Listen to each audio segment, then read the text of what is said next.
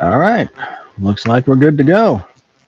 Hello, everyone. Welcome to the 411 Ground and Pound MMA podcast, your weekly look into the wide, wacky, wonderful world of mixed martial arts. My name is Robert Winfrey, and I am your host. So, thank you all very much for checking out the video. Live or after the fact, I know I'm a little later than usual, but minor technical difficulties. That's always fun. In this case, it was just, boy, let's hope one of these USB ports recognizes my webcam. But we got there, so we're good. Yeah, so thank you for listening, watching live after the fact, however that goes. Happy Easter. Still Easter for another 30 minutes on the West Coast, so we'll go with that. It is never a bad time, however, to celebrate and acknowledge the resurrection of our Lord and Savior, Jesus Christ. Uh, so, what do we got tonight? Well, we're going to review last night's event. For an event that I kind of dogged on, and a lot of us said, like, boy, this is terrible on paper. We got some okay fights out of it. Of course, a handful of those being wildly lopsided affairs, skill wise, odds wise, deliberate outcome wise. You'll get that. We're then going to preview UFC 327, which lost its co main event. More on that later. But otherwise, it's actually a very good card still. So we got that. And news, little bit of news. We are now officially 1/4 of the way through 2026, and I figure it's a good time to take a look at like what did the UFC actually accomplish in the first quarter of the year, what's going on with any and all of that, and a little bit of a forward look. So just a brief little check on that because I feel like it. We got a bunch of fight announcements that I don't really want to talk about. Most of them weren't bad, but none of them were like, oh boy, this is real like stand up and cheer kind of stuff. It's the machinery turning over, which is not a bad thing. Again, there's very few of them. If there was any of them that were really terrible, I'd happily, say so. But we got what we got, so uh, should be a relatively shorter one. Sort of depends how long it takes me to break down 327, but that's a good card, so that may take a while. But if you're watching live, we'll figure it out. If you're watching after the fact, you have timestamps and a bar that tells you how long the episode is, so you know more than I do at this point. All right. With that out of the way, though, again, thanks for listening. Throw an interaction my way. Like, comment, subscribe. Y'all know the drill.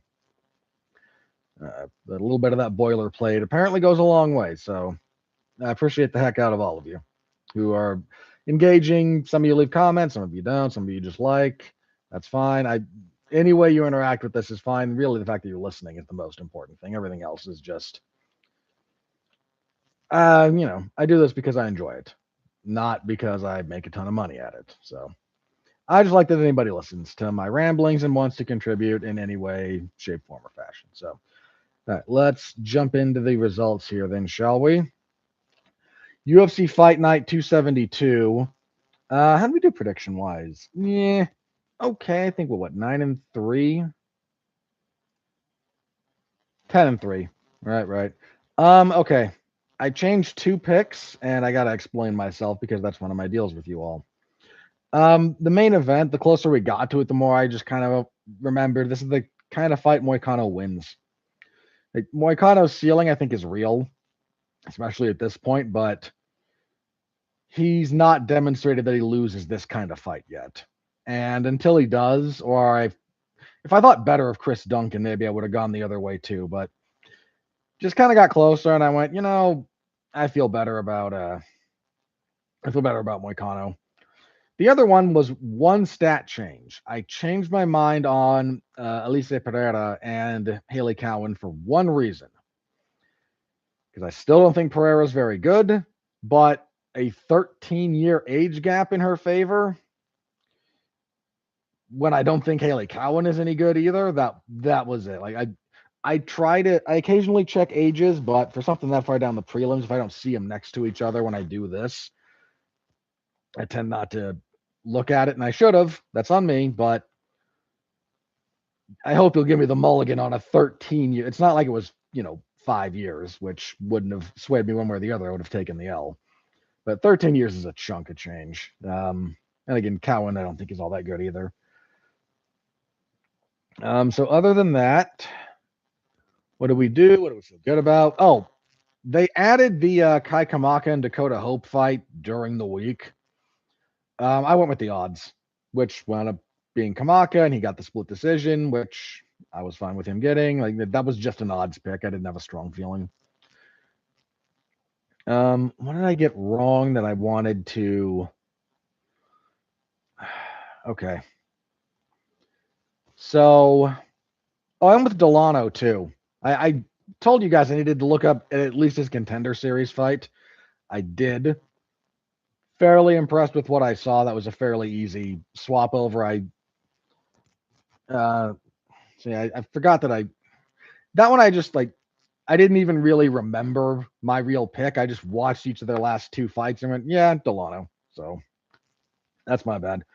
Really do got to start finding a little bit more time during the week to do some at least tape study before I do the previews here, but my life is what it is. What else do we have? So Flowers over Venata.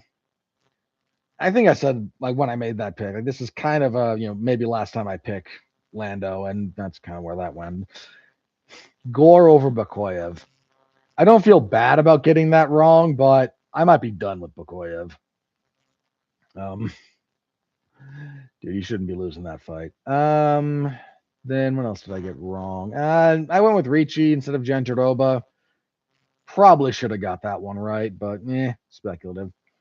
So ultimately 10-3. Which okay. Unfortunately, we did have a fight changed from the Houston card. That was Fight Night 267. Alibi Idris failed a drug test. The second one. The UFC's been doing this themselves basically for what, a year and a half at this point, give or take. They've caught two people. One of whom self-reported, basically. What a joke. But his win over Ode Osborne was changed to a no contest.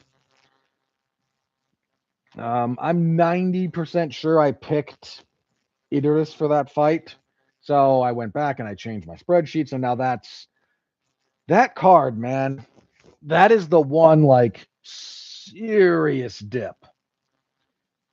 I've had some other ones like Fight Night 271, last week was okay for me, but dude, that Houston card. Now I'm 7-6 with a no contest on that one, which year to date now, including last night's effort, means I am 98, 29, and one no contest because there was a draw, a little bit ago.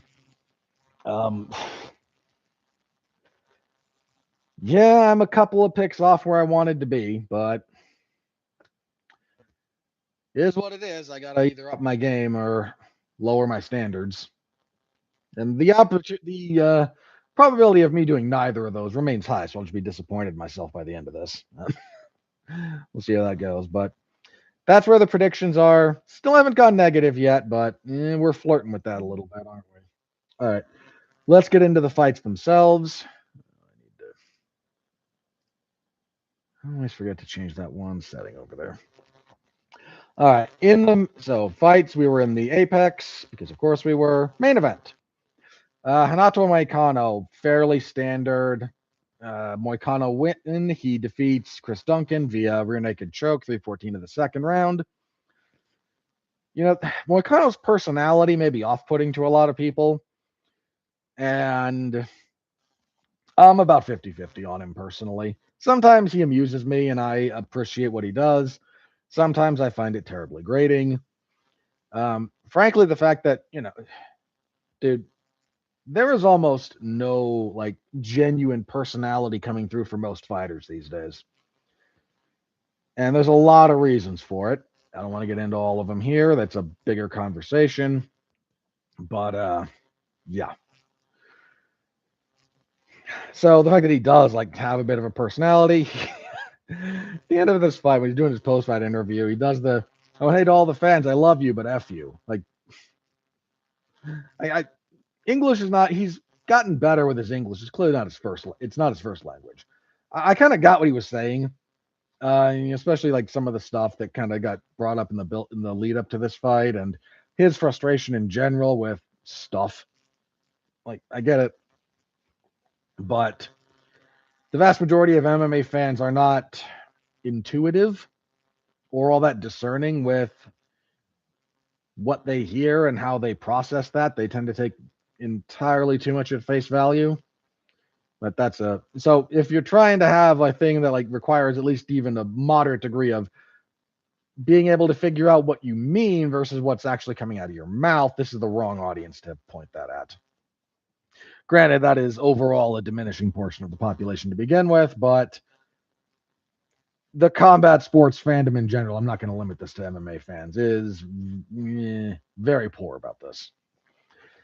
But as for the fight, Moicano's got good IQ. It's a weird thing, but he's got really good fight IQ. Like, he's good about understanding what you're doing and making little adjustments. He checked a lot of calf kicks early because that's how Duncan range finds. Once Duncan couldn't find the range, he had to kind of lumber his way in, and Moicano was able to either counter kicks or just jab him up. Drops him with, I think it was a left hook in the second round. Gets the back. There's some hand fighting. Duncan tries throwing a few elbows and very briefly just stops hand fighting to throw a quick elbow that doesn't even really land. And with that distraction, a little bit of body movement, Moicano sinks the choke in. Just think very, very standard Moicano stuff. And I don't mean that as a negative. I just mean that as like this was sort of him just doing what he does. And he won the first round. He clearly got the finish in the second. Moicano's a good fighter. He has a very clear ceiling, I think, but the old guard at lightweight, man, just let me take half a second. They have not gone away, and they are just not putting anyone over, if you'll forgive the pro wrestling parlance. I mean, Dustin turned back like 2 or 3 young guys that they were kind of like, all right, let's turn over the top of the division, and you do just have to win the fights, though, because you'll have to win the fights.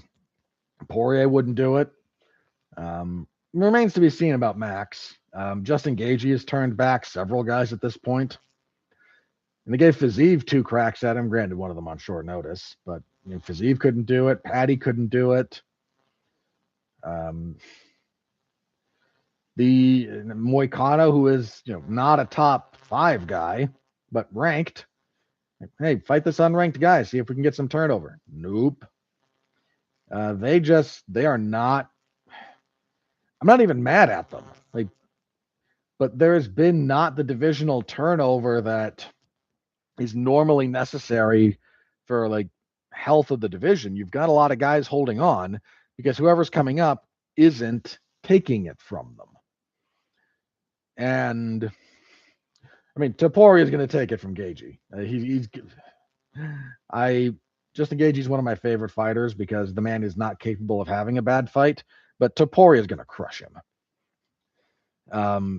So that will facilitate a little bit, but it hasn't happened. I mean, I don't even think Makashev fought that many younger guys.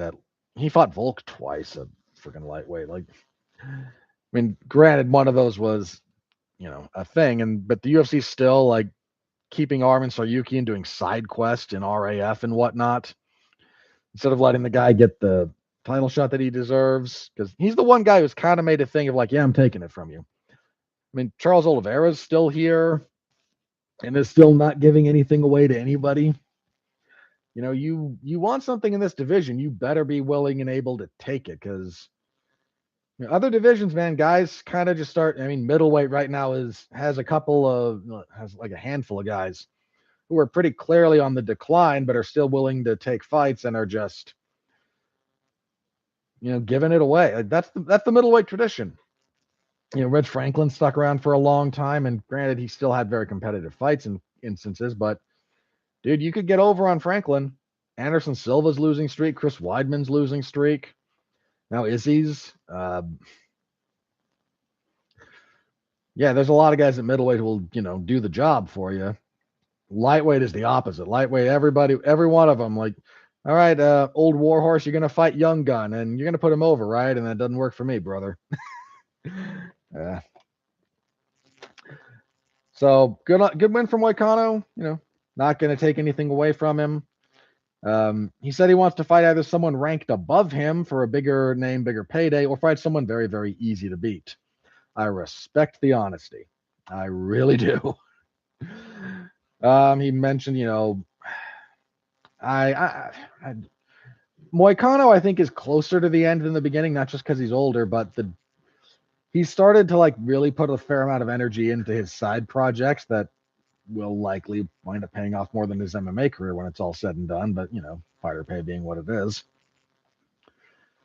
So that's kind of where he is. And at that point, when your YouTube stuff starts taking off and you get all these other things, the problem is a giant chunk of what you do with that is connected to the fact that you're still in the UFC. Once you leave the UFC, if you're a rank and file kind of guy, and respectfully to Moicano,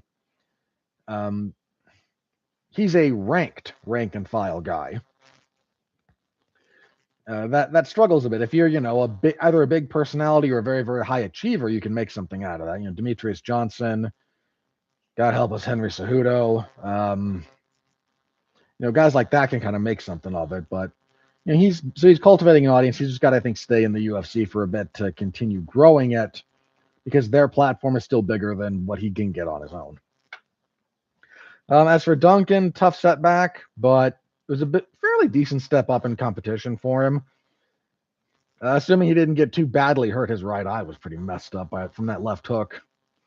But barring that, still think there's some, upside to him. He's still young, got a face like an old catcher. He looks older than me. And man, I'm like, not a good idea to just blurt your age out on the internet, but I've been around for a while. And Chris Duncan's face just looks older than mine. I mean, for crying out loud, Tyson Fury looks older than me, and he's younger than I am. So Duncan's got one of those faces, I guess. But I do think there's still cause for some optimism there. If nothing else, he remains a fairly reliable action fighter. So at this point, the UFC definitely has room for those. Co-main event, Virna Jandiroba defeated Tabitha Ricci via unanimous decision, 30-27 to 29-28. Fairly typical Jandiroba stuff. I do think she lost the third round, but other two, her striking is mostly adequate. Her wrestling is okay. Her top control was enough, and Tabitha Ricci's get-ups need a lot of work. After the fight, Jandiroba said she beat Mackenzie Dern in their fight. She most certainly did not. You cannot, in good conscience, score that fight for Virna Jandiroba under any scoring criteria that anybody uses. But she wants a rematch. I don't know that they'll give it to her. She's not a super exciting fighter. The UFC doesn't care all that much for her, it seems. And we still don't know what's up with, Zhang Weili.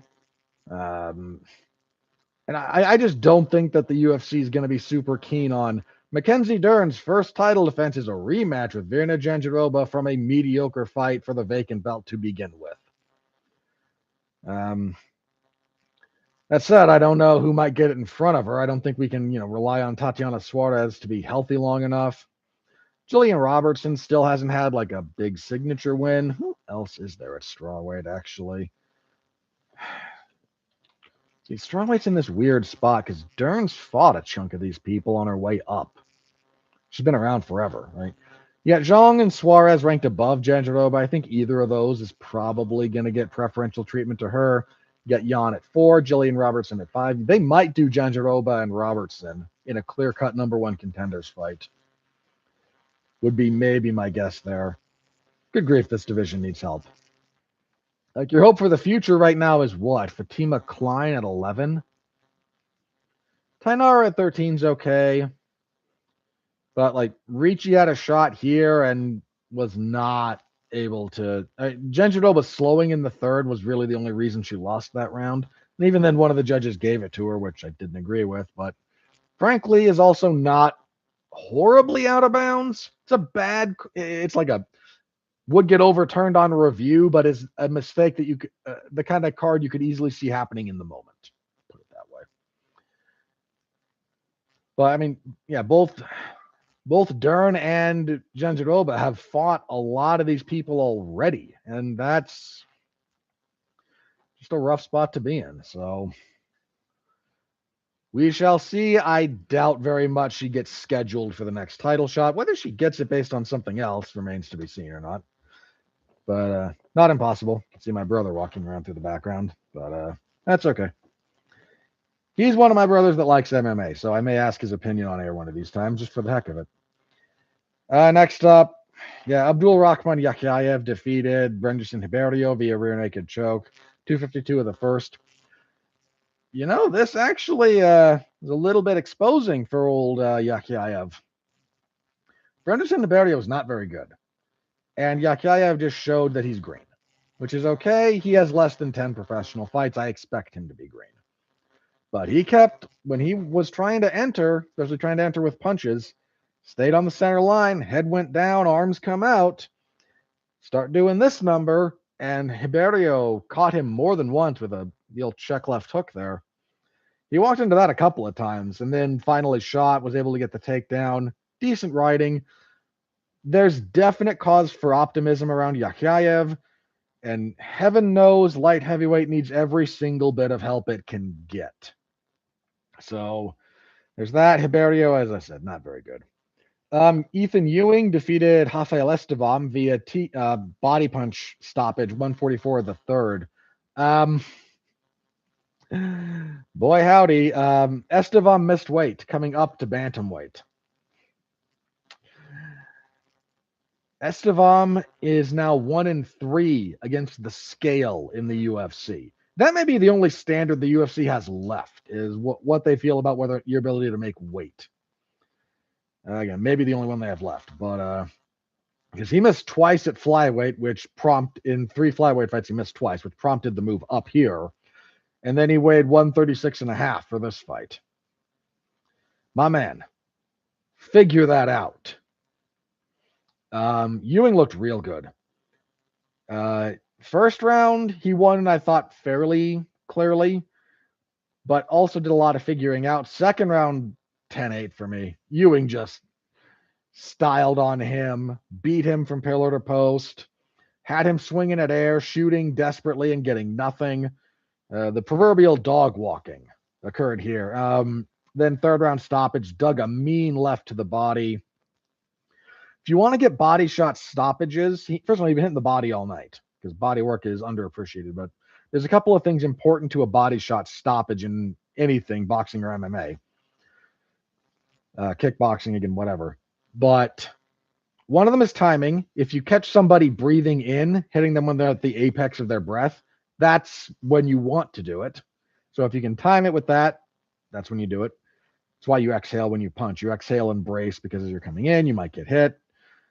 It's why more people get stopped with body shots exiting a combination than in the middle of one. You exit, you relax a little bit, and then you get caught. But Ewing caught him as he was throwing another punch. And I got to tell you guys, again, getting hit when you're breathing in is what gives you you can't breathe. You get the wind knocked out of you, that's when it happens. When you're at the apex of your breath, you get hit, the air gets forced out. And at the same time, your diaphragm and your musculature, because that's what gets your lungs going, is the muscles around them, creating space for the organ to fill. Your muscles go like, no, we've opened all the way up. You've inhaled. And then you get the air knocked out of you and you can't breathe because it takes a minute for everything to reset. You get a similar sensation, or at least you exacerbate it, if you get hit when you're extended. So getting hit while if you hit me here, but I'm, compact and braced, it's not pleasant. Actually, it is my liver side. Very unpleasant, but you can deal with it. You get hit when all of this is extended when you throw, like all the rib muscles, the intercostals there, get stretched.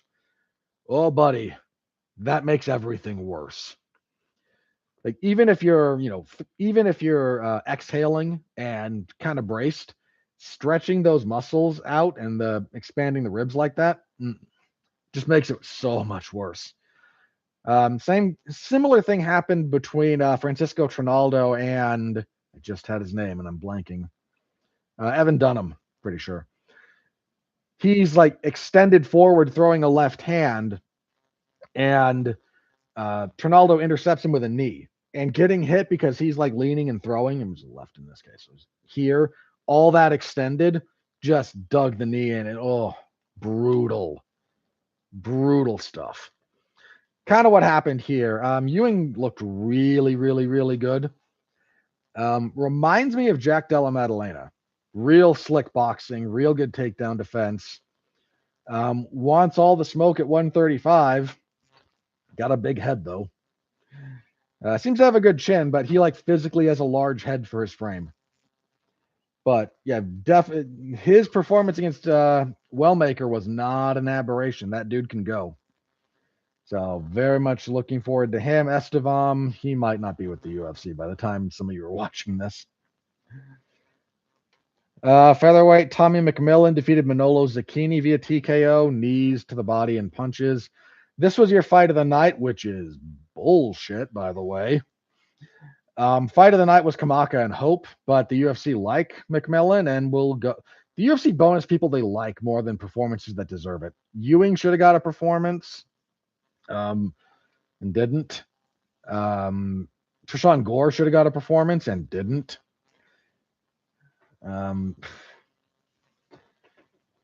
Yeah, it was. The bonuses these days, it's more an expression of favoritism than actually rewarding performances. My cat looks to be getting spun up. See, over that shoulder. Yeah, there she goes. That's Tatsumaki. We named her that because when she gets going, she is a terrible tornado, if you understand the reference. So yeah, this fight, but dude, Tommy McMillan said, "Give me my 100K at the blackjack table," and Dana White being a degenerate gambler, if he was even there. Of course he was going to do that. McMillan also trains with Sean O'Malley and Tim Welch. UFC like them. This fight was not boring. Please understand what I'm about to say. There was a lot of action in this fight, which I appreciate. It was not very good, which is the big thing that the other reason I thought Kamaka and Hope should have got it, because they had a entertaining fight that was also very, very good. This was a lot of just look. McMillan is not a terrible fighter. In fact, his clinch work, he does some interesting stuff in the clinching and wrestling departments. He just doesn't like to use it. He likes to engage in somewhat sloppy brawling, and someone better than Zucchini is going to make him pay for it. Zucchini couldn't because Zucchini's not that good. He's been out forever and he had a full shoulder replacement. Like they gave Tommy McMillan one of the easiest fights he could have gotten. Featherweight, Jose Delano, Brazilian, defeated Robert Ruchawa via unanimous decision. There was a 30-26 and 2 29-27s. There was a point deduction in the third round for Ruchawa grabbing the fence. Delano was on his back, both hands in the fence. I appreciate the ref taking the point. It was entirely warranted. This was another pretty good fight, actually. Back and forth stuff.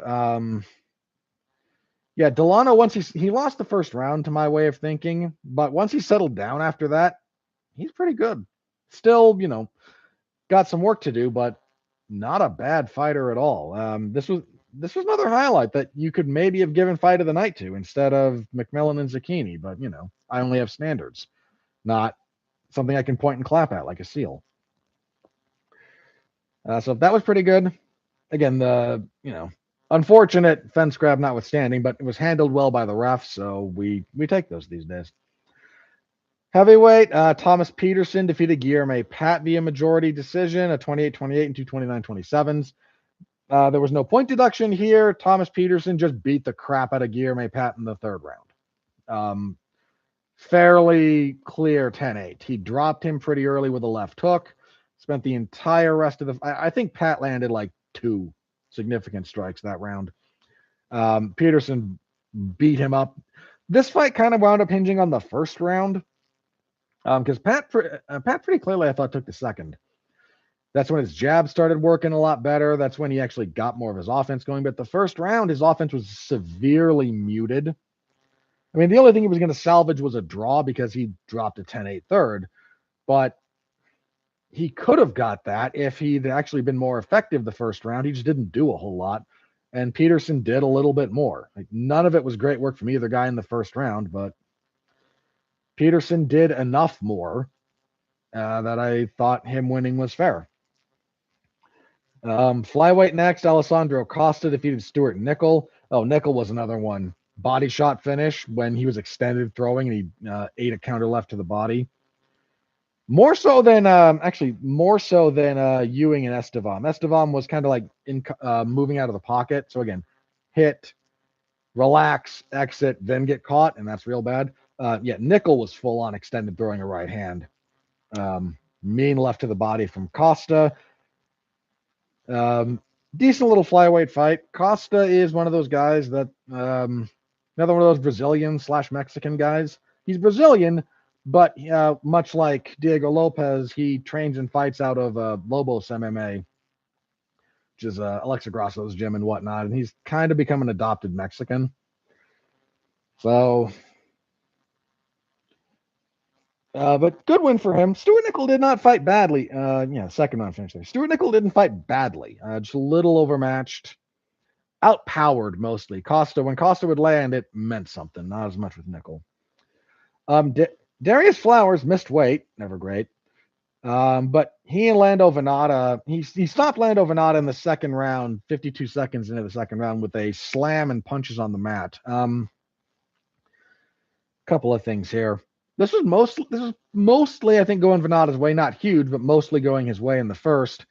Until near the end, he kind of wraps a front headlock out of a clinch and jumps guard. He doesn't pull guard down. He jumps up for the standing guard.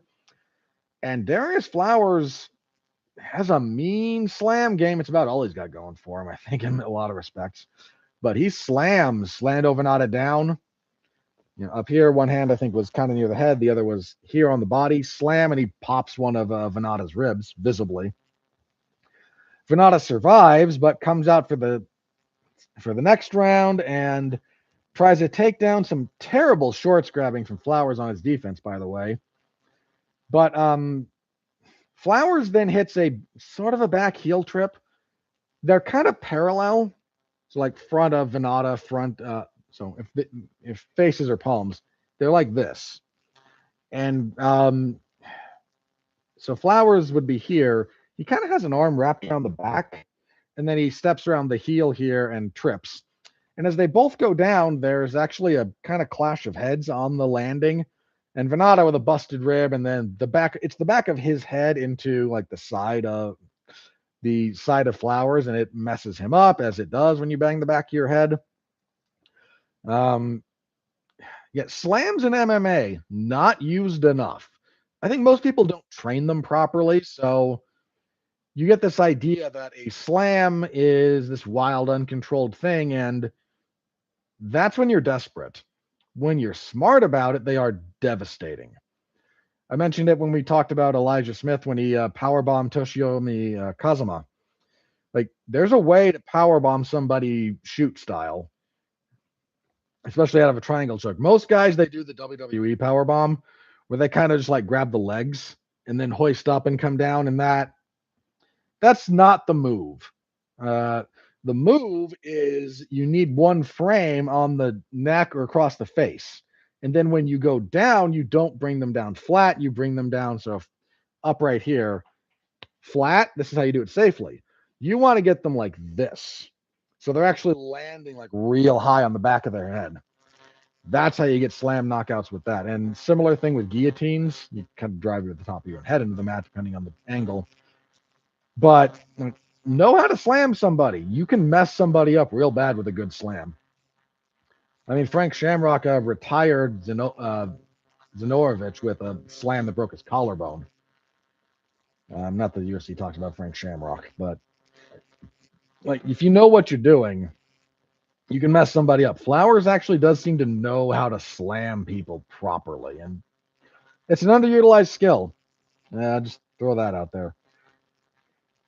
Let's see. Elise Pereira defeated Haley Cowan, knocked her out cold with a knee strike, 424 of the second round. Pereira, I still think is not super great. She has weird footwork choices. She'll blitz and she's long, so she gets away with some bad technique. But her resets are always weird. Her hands after she blitzes always drop. Um, her entries are always straight, and her head doesn't move when she enters. It's the kind of stuff that in a good division you would get killed for. Because women's bantamweight is not a good division, and frankly, punching power on the women's side of things at all is at a premium. She gets away with it. The actual knee that ended was fairly nice. Decent redemptive performance after her terrible UFC debut. That said, she still has a lot of issues. Um, she's very young and is doing I'm going to break all the records. She got a bonus for this, which I would not have given her one, but I don't think this was a valid choice. I don't think it was the best choice in that case, but more on that in a minute. Yeah. So still a lot there. Not sure about. Diony Barboza defeated Melissa Gatto via majority decision, 128-28, 229-27s. So the scores here are the result of a point deduction to Barboza in the second round. This fight should not have continued after the second round.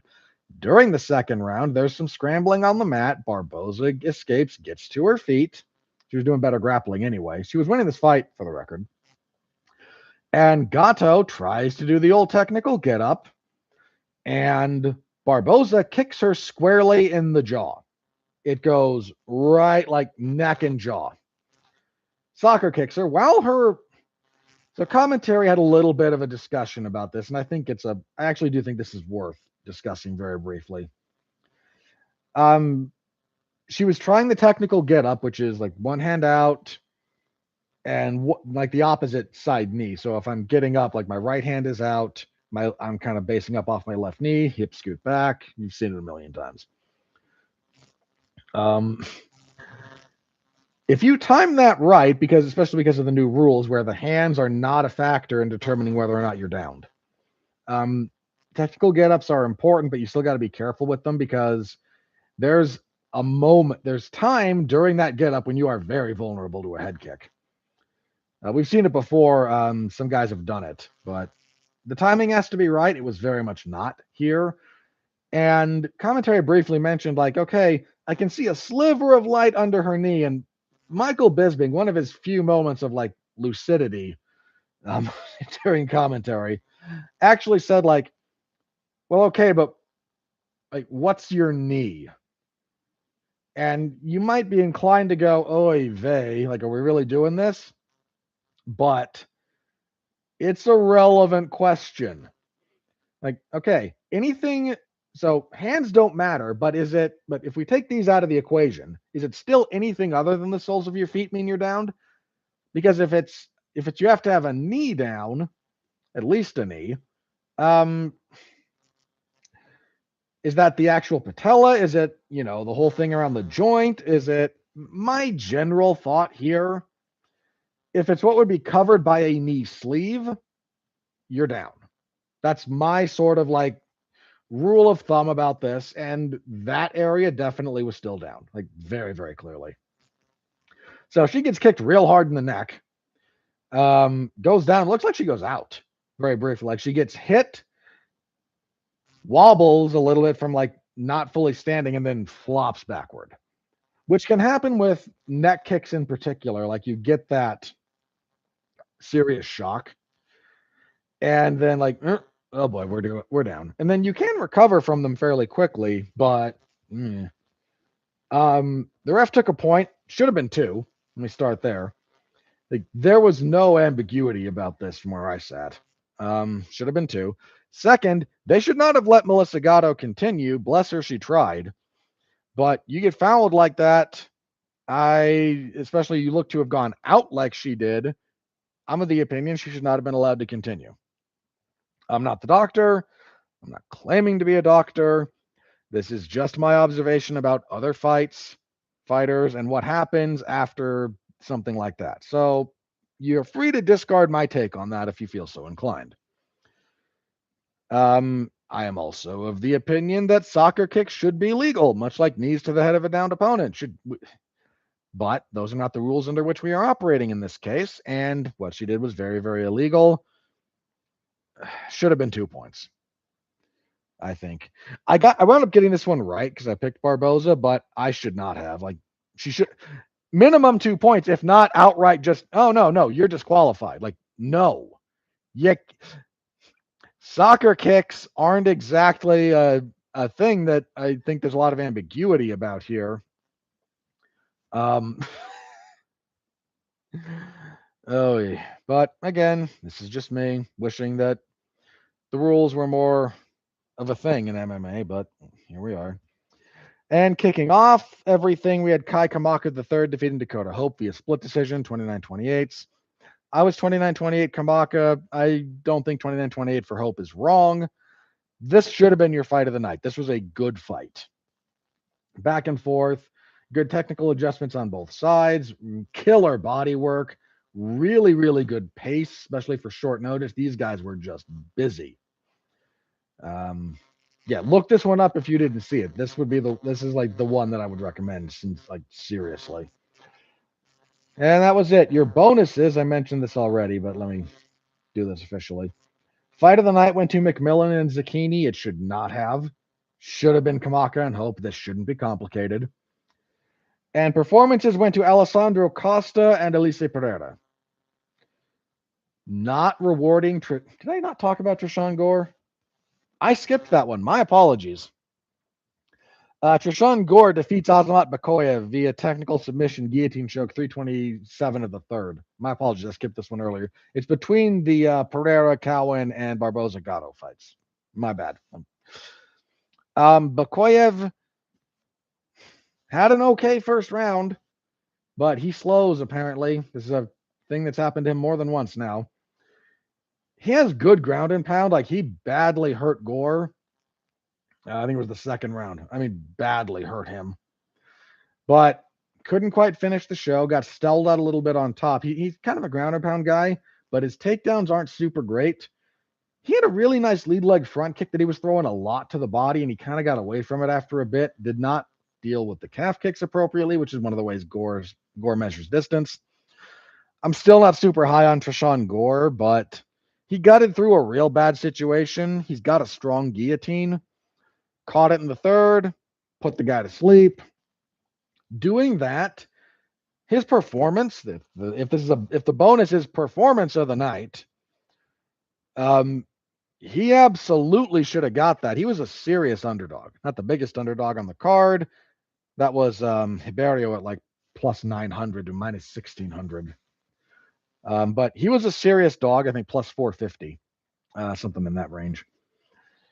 Against a guy that had a fair amount of hype even after the loss to Yusri Belgarwi, because turns out Belgarwi's pretty good. Had a good fight overall, overcame a real tough second round, and found a finish late. Like, that should have been that was absolutely one of the performances of the night. That and Ethan Ewing. Those are the guys who should have been bonused.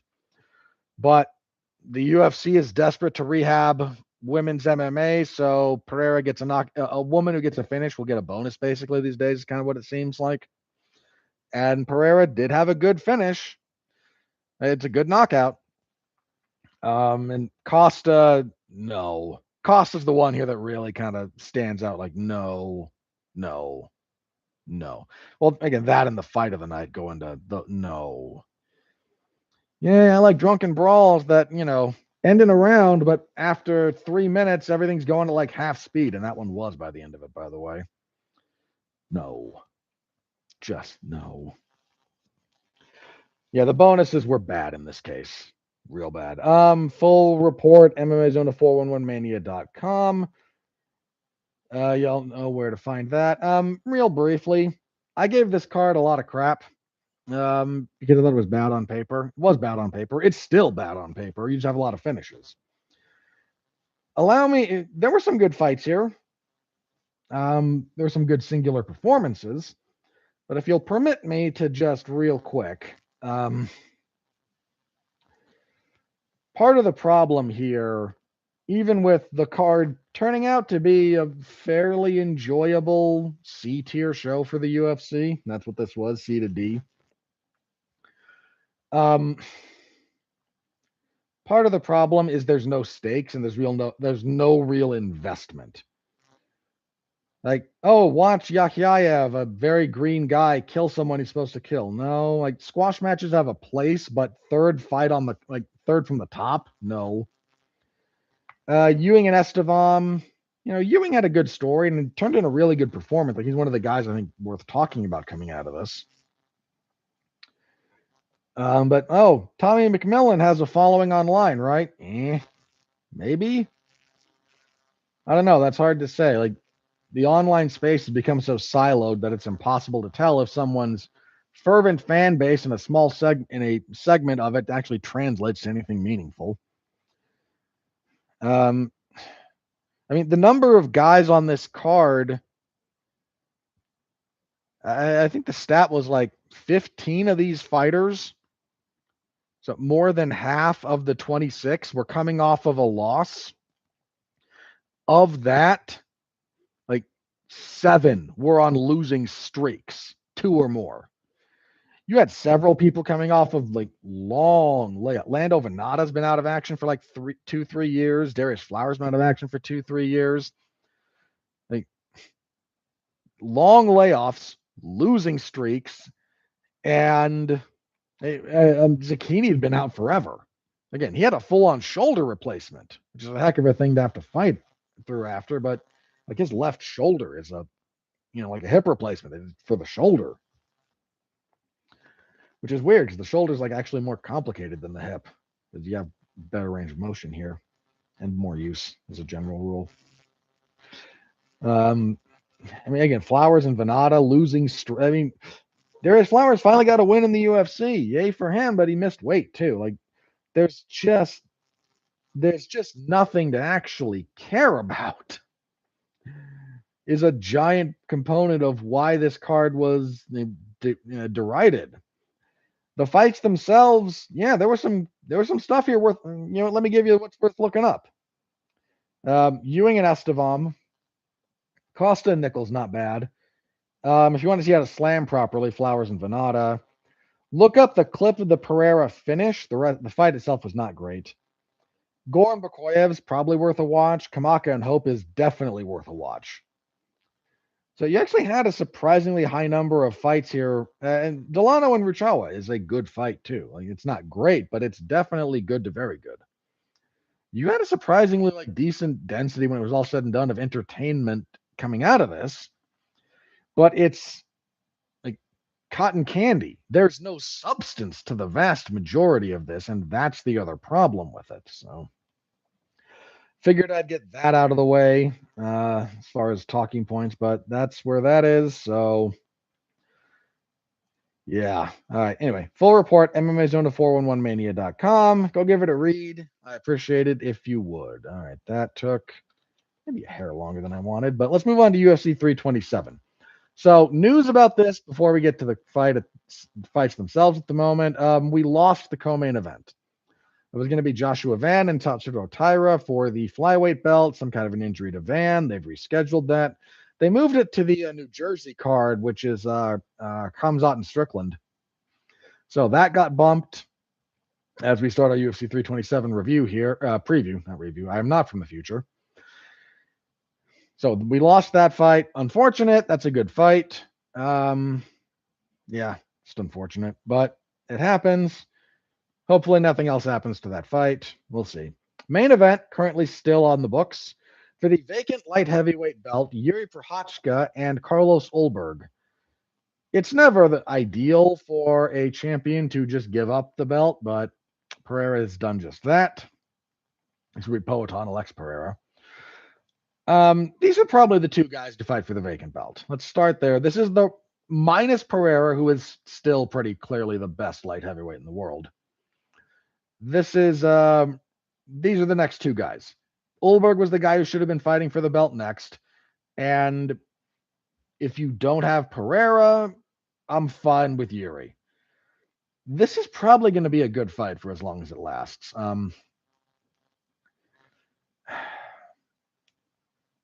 I am so torn on this fight.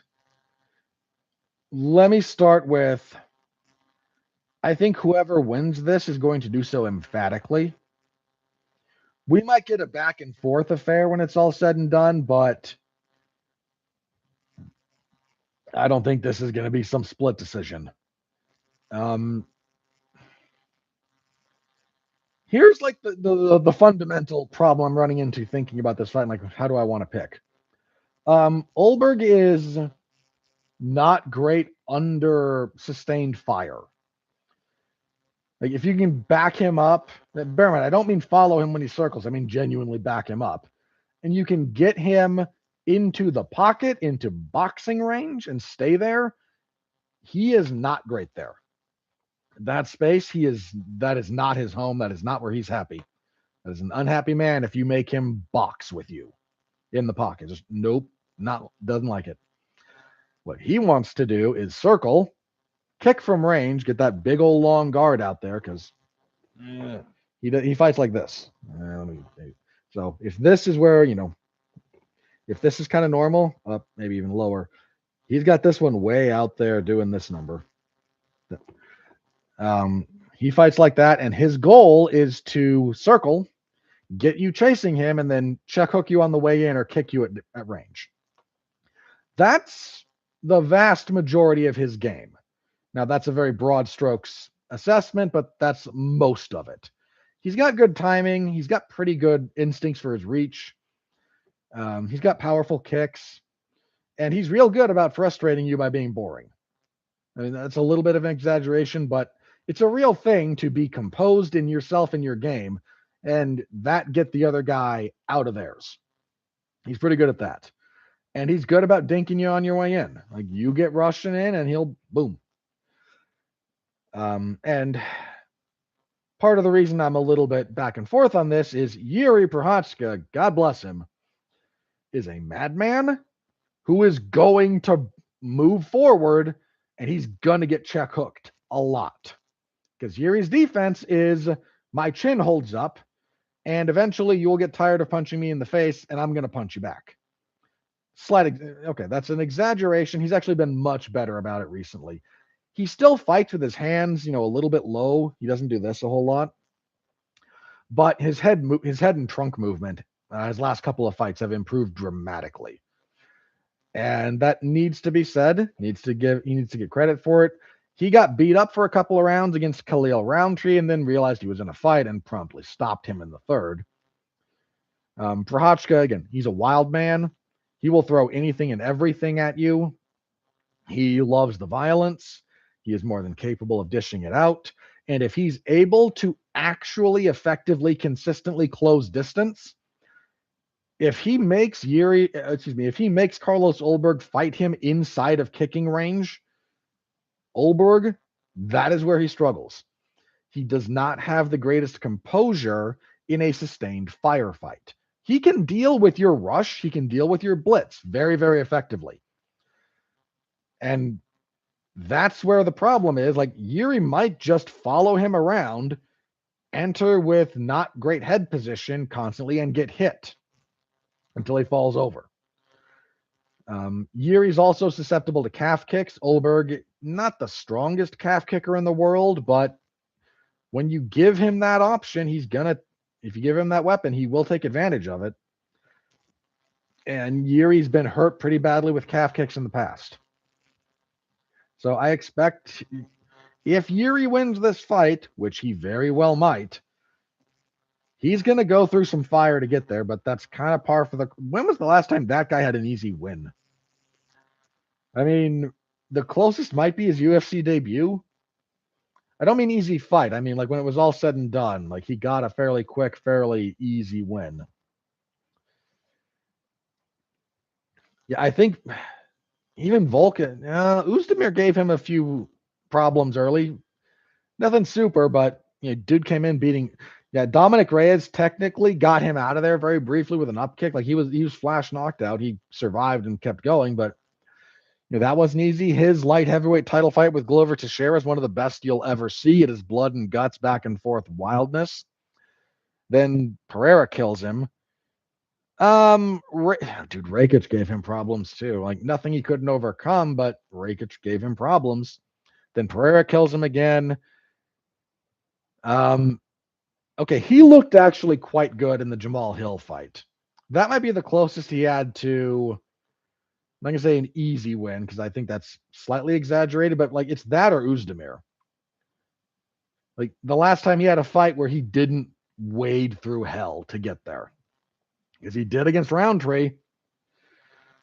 And so if he beats Olberg, he's gonna walk through a lot of fire to get there because Yuri's closing methodology is kind of just persistence, good power, and a willingness to be in a fight. And that's not nothing, man. That's taken him very, very, very far. He's a former champion. Like the dude's not some scrub.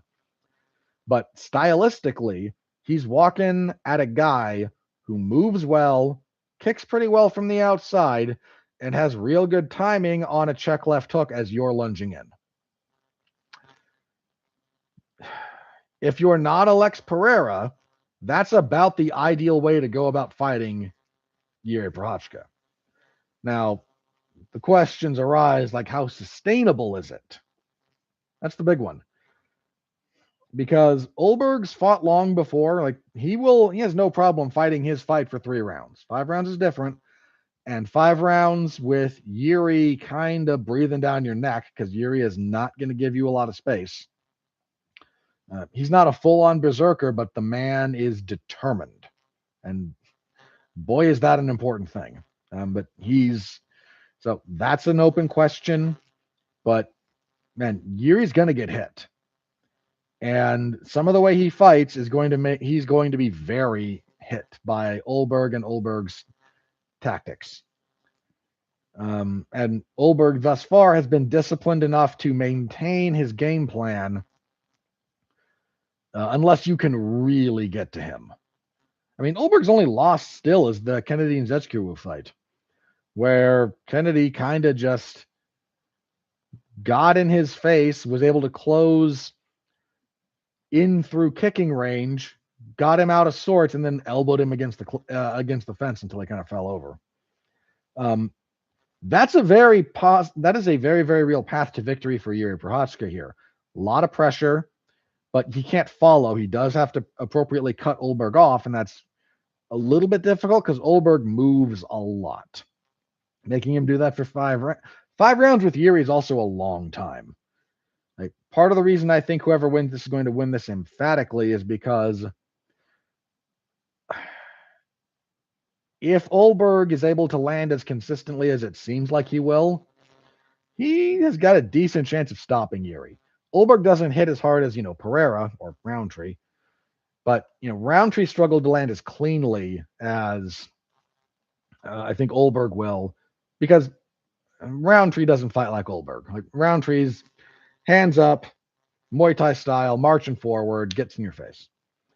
So it's easier to be ready for that. Like, part of the reason good counter striking when circling works is because you're hitting someone when they're not ready. And I expect we'll get a chunk of that. But can Olberg, again, maintain composure and maintain effective movement and game plan for 5 rounds in the face of a Czech psychopath who's never going to stop coming at him, who is happy to be violent, and who, if you give him an inch, will force your head through it with all the resultant mess. This is actually a good fight. I'm looking forward to it. It's unfortunate that it's pretty clearly for 2nd place because I don't think either of these guys would beat Poetan, for the record. The odds, I think, are close, but slightly lean towards Yuri.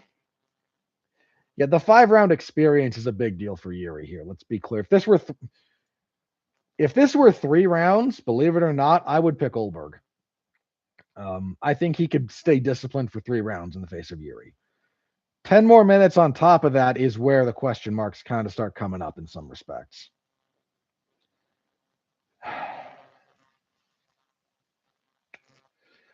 Okay, I need to.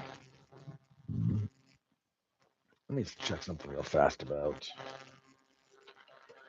the stat line on these two gentlemen. I need to see. Yuri is 6'3", 80 inches of reach. He's got long arms. And Olberg's kind of similar, but Olberg's 6'4" with a smaller reach. Okay. Yeah, Olberg's 6'4" with 77 inches of reach. So he's an inch taller, but giving up 3 inches of reach to Yuri. Okay.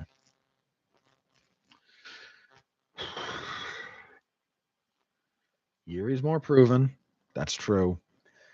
Stylistically, that he's in for a tough night, but Olberg can be rattled. It's not easy, but you can do it. Last time, because I don't want to take too much from the Kennedy fight because that was his UFC debut, and it was in 21. He's not going to make exactly those same mistakes. He's had years with a good team. And City Kickboxing may not be a perfect gym, but a perfect gym doesn't exist. He's walked through a lot of these guys.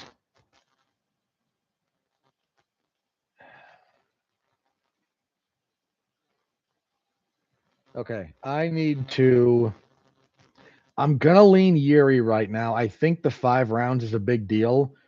I think Yuri's relentlessness is going to be a big deal. Olberg's been able to, with several of these other guys, not just like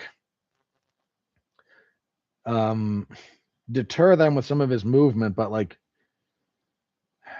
get them out of sorts a little bit. I need to rewatch 2 of his fights, mostly the Blachowicz fight. I think Blachowicz has the closest similarity to kind of what I think Yuri is going to bring to this. I remember his knockout of Reyes. I remember his knockout of Menefield. That was real quick. Like, there's a lot that Olberg has done that I have very clear recollection of. The Blachowicz one, I don't. I remember it being fairly. It was a unanimous decision. I remember Blachowicz got a little bit salty about it, but I need to rewatch that one. That one is going to be, I think, more instructive. So for the sake of making a pick right now, I need to change my spreadsheet. Bear with me just a sec. 327. Okay. I'm going to pick Yuri for the sake of making a pick. But there's a couple of very, very. I need to double check if Olberg is only circling one direction. I think that would be a problem for him here against Yuri, actually. And I need to see a little bit like how I think he's going to handle some of the pressure that Yuri is going to bring, because he's fought a lot of guys who charge at him recklessly, and I don't think Yuri is reckless at this point. And let me be clear, if Yuri does fight recklessly, this will go very, very, very badly for him. He needs to be aggressive, but if he's reckless, he's going to get hit way too much.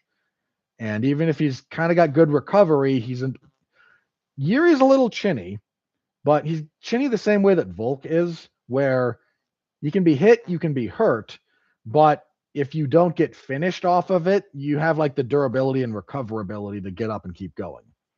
Yuri's got that, which is a very, very unique skill set and attribute, and is very good to use. But being chinny, even if you have good recoverability, depends on how you go down, man. It just depends how you fall, because sometimes the referee will let you keep going. Sometimes they see that and go, nope, you were flash KO'd, we're done. So if he fights very recklessly, he's gonna get hit, he's gonna get dropped, and he might get stopped fairly quickly off of it. Controlled aggression, relentless pressure, on the other hand, that I think could get to Olberg over time. But bear in mind, over time just means don't blitz him recklessly right away. You could get to him in the first round if you're smart about it. But so I got to rewatch a couple of fights there, but I'm okay leaning Geary as I think about it right now, pursuant to me seeing a couple of very specific things that Olberg does. I believe your new co-main event, because again we lost it. I think this has the right bout order. Yeah, our new co-main event is Azamat Murzakanov and Paulo Costa. Paulo Costa moving up to light heavyweight. Dude, these two guys have both, like, Mirzakanov's failed a couple of drug tests. Costa's failed drug tests and did the thing about, yes, of course I'm juicing. As kind of a bit for a while, especially, and then Israel Adesanya broke something in his brain for a while. He does seem to have gotten on the other side of most of that, at least.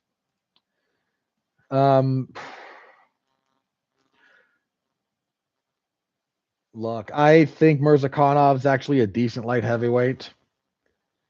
He's undefeated, 16-0.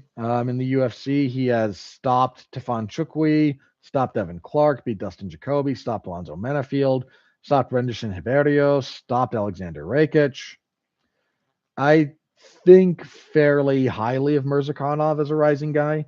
Costa at light heavyweight, he's going to come forward. He's going to try to, use the body kick to close distance. It's what he does, and try to slow.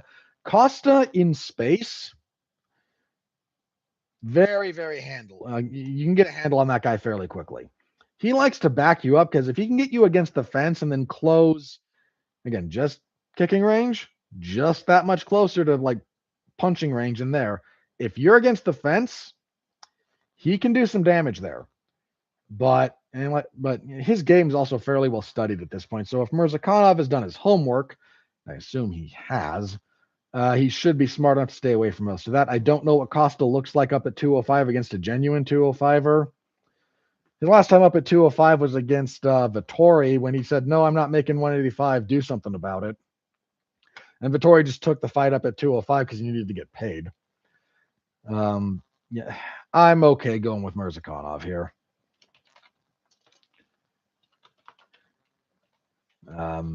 Yeah, not super sold on Costa at 205. I mean, Costa's not a bad fighter, but unless something really clicks for him up here, Mirzakhanov's the kind of guy he loses to, generally speaking. Okay, next up, heavyweights. Curtis Blade, and Josh Hokett.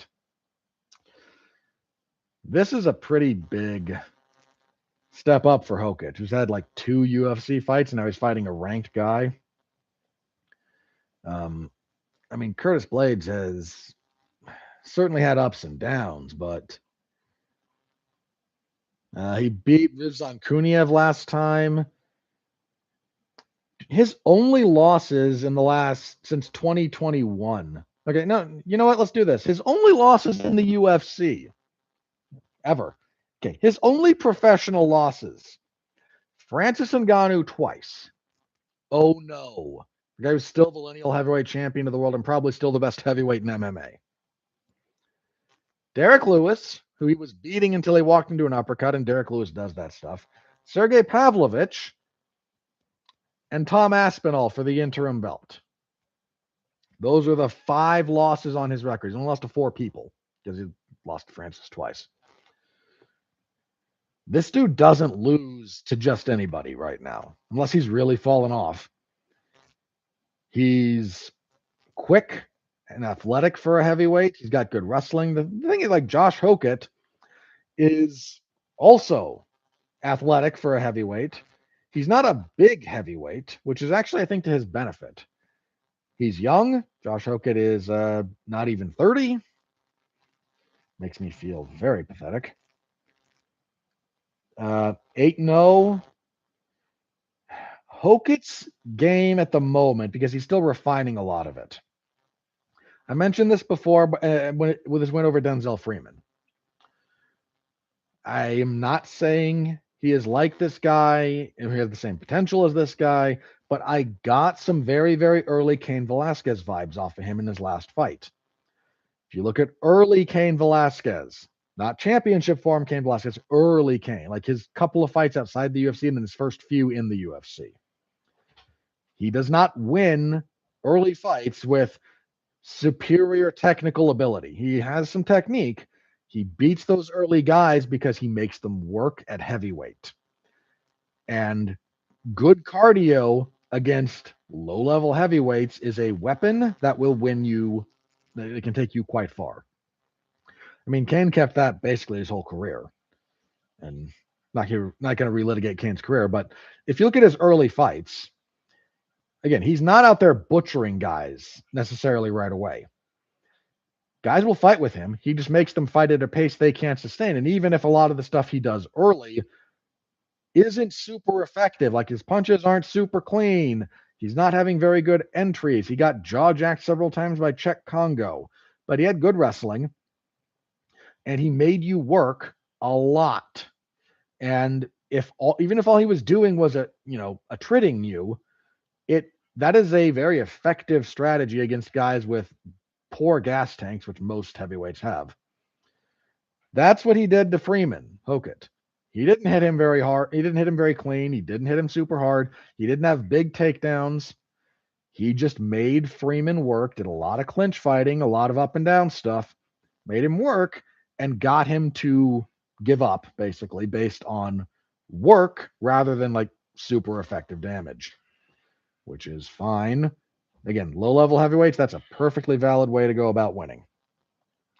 Someone the caliber of Curtis Blades, that's where it gets dicey. The question, part of the other question here on Blades, are we starting to get to the tail end of Curtis Blades? He's 35. Now, heavyweights may age slower, but Curtis Blades has actually been with the UFC for quite some time. His UFC debut, he and Francis were similar debutants in Croatia, actually. That was in 2016, April 10th. The dude's coming up on 10 years in the UFC. That's a long time. That's a lot of fights to have in the promotion. So -5. He's had 20 UFC fights, and again, 10. This is 21st in like 10 years. In fact, this will be just a little over 10 years when the fight happens. That's a lot of miles, even at heavyweight. So, my hunch, this is too much too soon for Josh Hokett. This is pinging my talented guy on the rise, takes a bit too much of a step up. That's what's kind of pinging my head here. The odds are super close. Most places lean towards Blades. I mean, like -120, so almost pick them. I respect the odds there. And again, this just feels like they're rushing Hokett for any number of reasons. But he should, if he does win, like this is it, man. You beat somebody this highly ranked, you never get to take a step back. He really could have benefited from the Cain Velasquez treatment. If you, again, watch Cain's early run, his first 5 fights in the UFC are building fights where he gets to show off and develop. He doesn't fight. His third UFC fight was not against someone, the equivalent of Curtis Blades. That was not what they did with him. So I'm going to go with Blades. Oh, I need to remember that I asterisked that one because there's stuff on the main event I want to check. But I'm okay going with Curtis Blades, but all at the same time, man, if those miles are catching up, Hokett could do this. That's definitely possible, but seems a little bit, bridge too far for him at the moment. Is kind of my hunch. Light heavyweight next, the funniest fight on the card, Dominic Reyes and Johnny Walker. Two guys who definitely have the ability to put somebody out, and two guys who have a habit of getting knocked out in the funniest ways possible. Boy, do I not know exactly where I want to go with this one. The odds are slightly in favor of Reyes. This is largely about who lands first because both guys are chinny. Reyes is the better technician. Walker's a little more explosive, definitely wilder, but wildness against a smooth operator, and Reyes can still be a smooth operator. That'll get you. That'll get you. That is not a benefit. That is a detriment. These are two guys who I don't pick. Like my stance at this point is I don't pick either guy as a general rule, but what the heck am I going to do? I can't pick a. I could pick a no contest for the lulls. This isn't going to have a no contest though. Like, okay, you know what? Johnny Walker like leaps into a kick to the groin and can't continue. We might.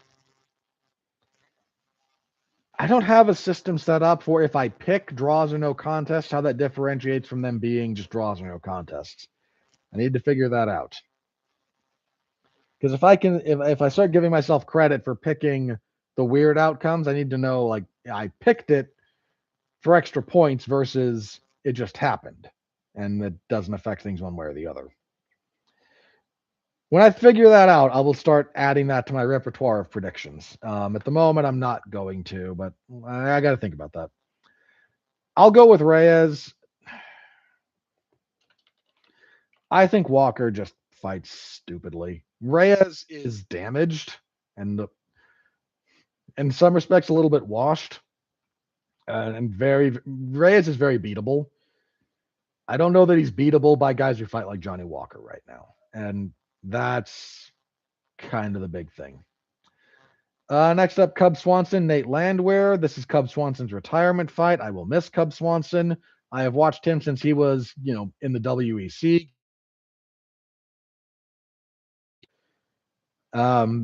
Which is weird because those two actually, I'm sad they never got a rematch. Swanson does stuff that normally gives, especially later Aldo, would have given him problems. But the old adage goes, if you really respect a guy and you're really worried about him, if you beat him real fast and real decisively, you never have to see him again, even if they're super dangerous for you. Because all anyone will ever see is the quick knockout. So Nate Landwehr is not a bad fighter. This is a fun fight. Let me start there. Like, this is actually going to be a good little action fight. I'm looking forward to it. The right kind of guy for Cub to go out against. Swanson's 42, one of the last guys in the UFC, older than me, or around about my age.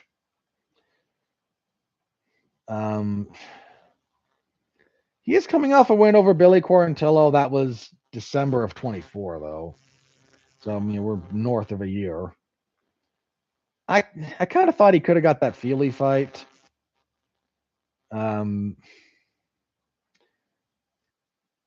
Whereas Landwehr has been up and down. Nate the Train's on a 2-fight losing streak. Lost to Duho Choi and Morgan Chartier. The Chartier fight was a good fight. The Choi fight was actually a pretty good fight too before Choi really started getting to him. This is almost pure nostalgia. I'm gonna pick Cub. Yeah, Cub's a slight dog. I'm prepared to eat this loss. I like Cubs. I like Swanson too much to pick against him here. And Nate Landwehr's a very beatable guy, so maybe very, very wrong. I am happy eating that L. There's a few guys that just in principle I kind of won't pick against, even if I think it's about very few exceptions, but as a general rule, won't pick against them. Even if I think it's a dubious idea. If it's a terrible idea, I won't, and I'm okay picking Cub here. I think he gets a win in his retirement fight. Okay, next up, a Bellator fight that they never got around to making, Patricio Pitbull and Aaron Pico.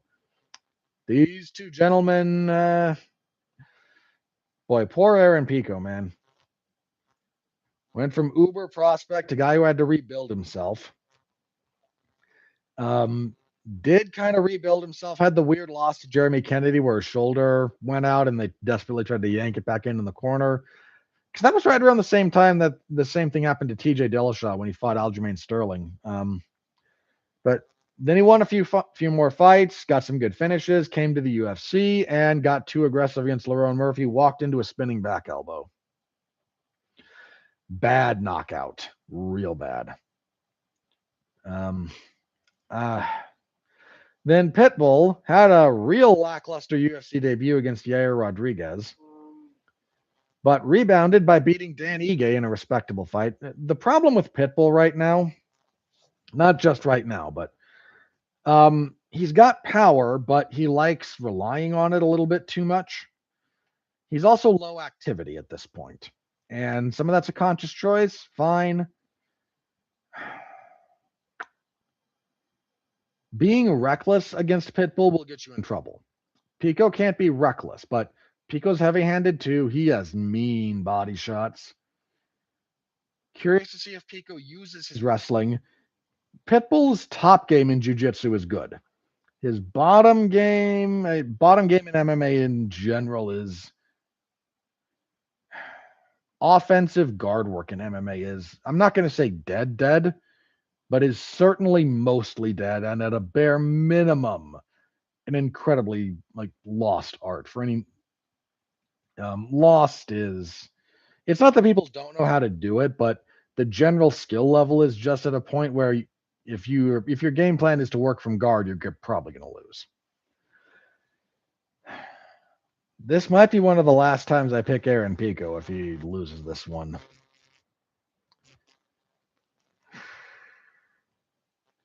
Yep. Look, I think the years and miles have also got to Pitbull a little bit. He's 40 something, right? Almost. He's 38.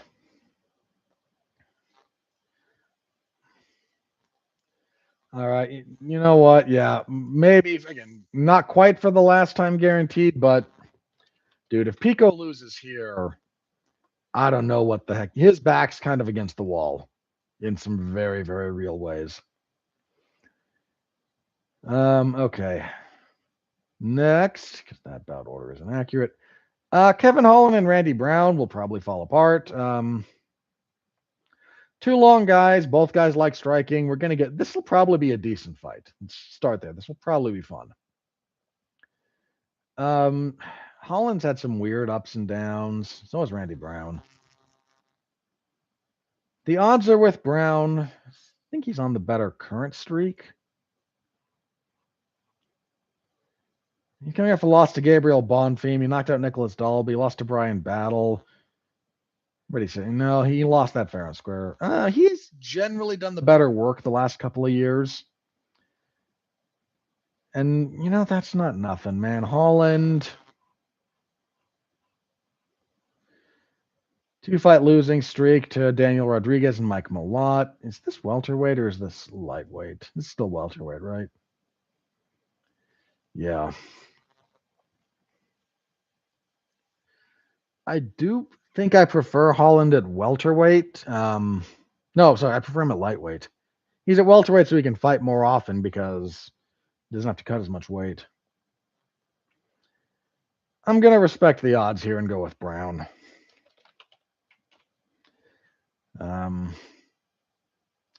Not super sold on that one. I think lightweight next, right? Yeah, Mateusz Gamrot and Esteban Ribovics. Another pretty good fight here. Ribovics is 15-2. Done fairly well in the UFC, 4-2. Handful of splits in there.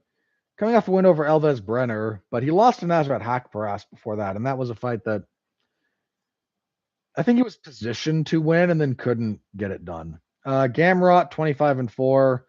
Gamrot's this is another attempt to step Ribovics up in class because Gamrot's fought some really, really good guys. He's coming off a loss to Charles Oliveira. He beat Ludovic Klein before that. He had a split decision loss to Dan Hooker before that. I am definitely not sleeping on Ribovics. I think he's a good fighter. I think he has a very action-oriented style.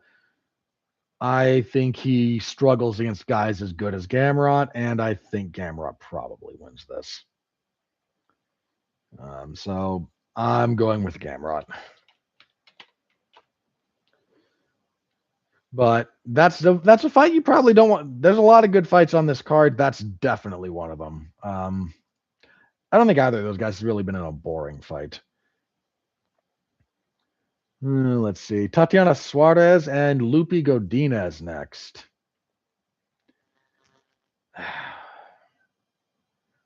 Suarez is just in this weird spot. Like the best version of her probably wins this without too much difficulty. Her only loss is to Zhang Weili. She failed to win the belt. She's coming off a win over Amanda Lemos. She didn't look great against Lemos. She had a real tough first round. But she persisted. I can't remember the tough first or tough third. One of the rounds. Like she had a real tough time. Her striking is still not very good. Her ground and pound has kind of become a bit more anemic. Her wrestling is obviously her strong suit, and if she can get you there and force you to be in that world, she's very good. Lupi, I feel like Lupi's overmatched. Like the question around Suarez is whether or not she's like really able to kind of be back. Godinez coming off 2-fight winning streak, Yulia Palastri and Jessica Andrade. She lost to Janjaroba and Dern before that. I think Suarez just represents a level that I have not seen Godinez beat. And I am not going to believe it until I see it. The odds are close. I appreciate them respecting the Suarez plateau is a real thing, I think. But I mean, it's not all her fault. The woman has dealt with a number of health issues, so I applaud her, gameness, and I think she wins here, but she has not developed the way that a lot of us kind of thought she might. Let's see. Gastelum and Vicente Luque next, I believe. No? Medeiros and Padilla? I think that one's next. So Markel Medeiros and Chris Padilla. Chris Padilla is underappreciated. Medeiros, I think, had an okay UFC debut. He's 11-1, 9-fight winning streak. He was 3-0 in the UFC. Hang on. He beat Landon Quinones. He had a split decision with Austin Hubbard. I don't think he won that. He beat Mark Chonsky his last time off. He had a fight with Nazim Sadikov fallout. Good, probably benefited him. Sadikov would probably beat him. Dude, Taco's just a tough guy to beat. Padilla's 17-6, 4-0 in the UFC. Wins over Hamas Yontop, Rong Zhu, Jai Herbert, Ismail Bonfim. I think the UFC like Medeiros a little more. The odds, yeah, I'm with the odds here. Like, I think Padilla is fairly underappreciated, and he's a very well-schooled fighter. I'm going with Chris Padilla. I'm quite prepared to be wrong about that, but I've slept on Padilla at least one too many times. I'm definitely giving him the edge here. Now we come to Gastelum and Luque. Vicente Luque is not a guy I think you should be fighting anymore at this point. Gastelum is the same guy he's been for the last 2 decades at this point. This will probably be fine. This is middleweight. Luque moving up. That's interesting. It's moderately interesting. Because Luque's been a career welterweight. Unfortunately, he's not done well. Some of his losses are understandable. Dude lost to Bilal Muhammad and Jeff Neal, and then he had the brain bleed. He lost to Joaquin Buckley. So I don't hold a couple of those too much against him, but most recently, man, you're losing to lost to Kevin Holland and Joel Alvarez, and I respect both of those gentlemen. I really do, but I remember when Luque was genuinely one of the better guys in the weight class. And he is not that. Now he's moving up to middleweight. Again, Kelvin Gastelum is just part of the woodwork at this point. He is mostly uninteresting. He's also, missed weight several times. I mean, Gastelum's been in the UFC since 2013, so he's been here for a while. He's had some really good fights. I mean, that Adesanya fight is great. Um, but he's hittable. Honestly, I think the best possible version of Luke, like historically, would beat him. I just think we're very, very past that with Luke. You've never fought before, right? Right. So I'm gonna pick Gastelum. I think thudding power, marching forward 1-2s, and I don't think Luke really has it at this point. Which hurts me to say, but I think it's true. All right, and kicking everything off, we have Chuck Buffalo, Charles Radke, and Francisco Prado. Prado 12-4. He's kind of just here to be hit. He's 1-4 in the UFC. He's only wins over Otman Zaitar, 3-fight losing streak to Zellhuber, Matthews, and Vertenikov. Yeah, fairly easy Radke pick here.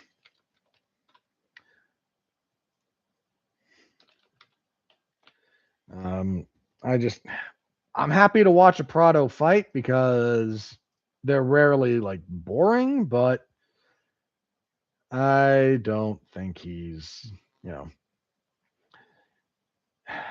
he got a lot of losses on his record to some guys who are not super great. So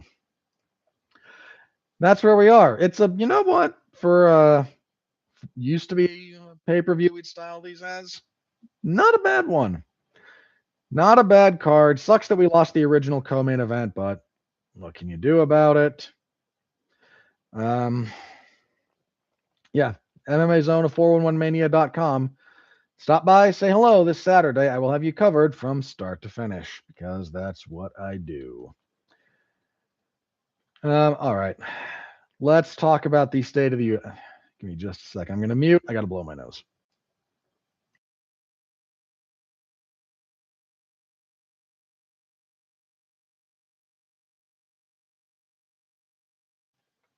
Okay, because nobody needs to hear that. All right, so I did want to take a second here and talk about the state of the UFC 1 quarter into the year 2026, 1 quarter of the first year of the Paramount deal, blah, blah, blah. Not a great first quarter, all things considered, for the UFC, quality-wise. They only had one real title fight, and nobody wanted it because we all knew there was no reason for a Volk Lopez rematch. I've beat that horse before. I'm not going to kill it to death here, but it does need to be said. Not a lot of UFC 327 is a decent way to kick off, the second quarter. I know technically this last one did, but nobody saw this last card. So this is the one that's actually supposed to, here we go. Heading into summer, spring into summer, we're going to maybe pick it up. 327 on paper is a good effort at that. So we'll see what happens. But a couple of things have come out. Some of this I talked about the other day or on the last episode. Some of this I'm gonna go over some of it again. I'm gonna try not to repeat myself too much. But the UFC's relationship with the fans at this point is not great. And frankly, the UFC doesn't care. The UFC doesn't need fan goodwill. It's not really possible to challenge them. Their machinery is insulated from any sort of actual consequence. That's why Dana White can come out and say, shut up and watch the fights. We don't want your commentary. We don't want your thoughts on matchmaking. We don't really want your fandom or your interest. We don't want your commentary. We don't want your thoughts. We don't want you to care about the fighters. We'd rather you just watch the brand. And that old clip, I think it's from one of the Red Letter Media guys. Forgive me if I'm getting that wrong, but when he accurately described the way management, he was talking about entertainment. I think he was talking about Marvel or Disney. Well, Marvel is Disney, but I think he was talking about Disney. Might have been Star Wars he was talking about in specific. Anyway, it doesn't matter. But he accurately described what they want. They just want you to consume product and then get excited for next product. This is all the UFC wants out of you. consume the slop, be happy about the slop in the immediate aftermath, forget everything you just saw, and get excited for the next slop. That's what they want. And frankly, they can tell you to go pound sand if you don't want to do that, because where else are you going to go? There is no other outlet for high level MMA. Now, that doesn't mean there's no other MMA out there. There is some, and there's some that's good. Ryzen is great. They use a very, very good rule set. I prefer it. They have one event a month as a general rule. Ryzen's great. Watch Ryzen. I genuinely encourage you all to do so. But one is about ready to fold. They're gonna have to try and like do more pyramid schemes or convince some other silly person to be that's easily parted with their money to give them some and reinvest into it, because otherwise like they have never turned a profit. One championship has operated on raised capital, not actual revenue. They've lost money every year. And they did again this year. So there's that. There's regional MMA that's pretty darn good. Octagon is very good. Aries is very legitimate. But some of this stuff is hard to find. And I mean, look, like a decade ago, maybe more at this point, it was determined by analyzing in court documents from one of the lawsuits that of every dollar of revenue generated by the sport of mixed martial arts in the world, 90 cents of it is generated by the UFC, goes to the UFC. It's probably more than that now. Like they are the market.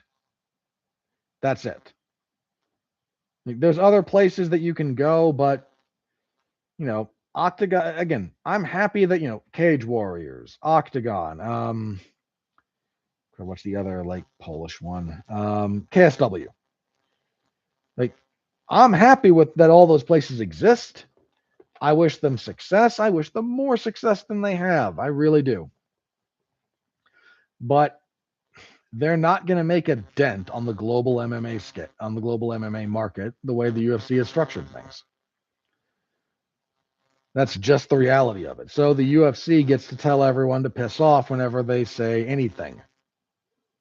They get to pay the fighters very poorly relative to the revenue that they get, because what else are you going to do? Like, the PFL is still building bridges to nowhere. Like, they're trying. They fired Don Davis and got a better forward-facing CEO. They had a good event not too long ago. Like, I'm not anti-PFL. Like, I don't wish for them to fail. I'm just reading the tea leaves here, folks. And they're not that hard to read. The UFC hasn't had... Let me phrase this. Okay, the UFC has not had a serious competitor since Pride. And if you're out there immediately going, but what about Strikeforce? What about Bellator? Bellator? Yeah. We're not, there's some Bellator stuff that I very much enjoyed. Some very, very great fights come out of Bellator. Not just fighters, but like genuinely some of the best. You can find some of the like 100 best MMA fights of all time. You can make a very, very cogent argument for at least 5 Bellator bouts making that cut. Some of them very highly, by the way. Like the first fight between Eddie Alvarez and Michael Chandler is an all-timer, easily. So I'm not anti-Bellator, but they were never a competitor. Now, what about Strikeforce? Strikeforce was never a competitor to the UFC. What they were, Strikeforce in particular, mind you, Strikeforce was an alternative. The UFC, again, they have not had a genuine competitor since Pride, and in fact, for the bulk of Pride's existence, they were bigger than the UFC. They were having bigger events. They were generating more money. It just, for the fall of Pride, like watch Napoleon Bonaparte's video about it. You'll get more insight than I'm going to give you here in the time I have remaining. So, but Strikeforce operated as an alternative. And that's what the UFC has, and the UFC has not had an alternative since Strikeforce. Bellator at that past that certain point was not really an alternative. PFL is not big enough to really be an alternative. A giant chunk of the problem with the current era PFL is they're trying too much to be UFC light. Like you need an alternative. It's one of the reasons like Ryzen is so good. Ryzen is if you're a hardcore fan or a discerning fan, Ryzen's an alternative. They use a different and frankly, I think better rule set. They lean into the presentation aspect of MMA in a way that the UFC is just allergic to. And they're actually like different. And they're not trying to be a competitor. They are an occasional alternative. Like if there's a giant knock on Ryzen, getting access to their stuff from the States is a little bit difficult. I mean, difficult's the wrong word. There's a few barriers that just kind of make you go, I don't know if this is going to be worth it, especially if you don't know that Ryzen is actually good. So not only is there no competitor to the UFC, there's no alternative. This means the UFC can just give us nothing. Give us the machinery turning over and collect their guaranteed revenue, and we don't have anything to do about it because if you want to watch MMA, the UFC is kind of it. Now, it's not genuinely the absolute limit. Watch regional MMA. It's crazy and stupid and fun. If you can find other stuff, follow Grabaka Hitman. He's got the goods on all this stuff. A lot of the other stuff is worth watching, but it's hard to find sometimes. Like, not all these things are easy to get access to. And the UFC is just there. And that is a very, very real phenomenon. So the lack of alternative is really a problem because once you get lazy after having accomplished all this, that's when fan apathy sets in. And if there's anything that actually might affect the UFC, there's two things actually. One, bear in mind, when I say if you lose fans, I mean if you lose like a giant chunk of them. They were doing bad numbers for ESPN, and ESPN was still having to pay them. I don't know if there's an escape clause for Paramount if there's a way to cancel the UFC from a broadcasting standpoint, or if it wouldn't matter to them, but like that might affect them. But short of that, like the only other thing that might do it is this is a little in the weeds. So bear with me because I do think this is kind of relevant. But the current war, it's not a legally declared war at the moment. The military action taking place, I mean, in some ways it's a war, between the various powers and Iran, because of Iran's general policy of, oh, we're being attacked, stop attacking us or we're going to keep attacking literally everyone around us. Those of you who don't know, this is sort of the basic premise of this is how North Korea got nuclear weapons. If you don't know this story, North Korea developed nuclear weaponry because the capital of South Korea, Seoul, is within artillery range of the border, especially like powerful artillery. So the logic here being, we have all these things pointed at Seoul, South Korea, and we're doing all this other stuff over here. If you do anything over there, anything at all of those big things pointed at Seoul go off. It's called the Seoul hostage situation. And it meant that North Korea was able to develop nuclear weaponry because stopping them was determined to be not advisable for all the people of South Korea trying not to get blown up in the early moments of of rekindling hostilities on the Korean Peninsula. Now, despite the general irrationality of the North Korean dictatorship, They have behaved on the global scale not insanely. Yeah, we can make fun about, Kim Jong Il or Kim Jong Un. Both of them did silly things and had silly and propagandized in silly ways about silly things. If you're on the outside looking in, boy, that's silly. If you are stuck under the brutal dictatorship, it's not silly. But they have not legitimately engaged in a big military operation. They just have nukes, which is not great, but the structure of North Korea is actually fairly sound.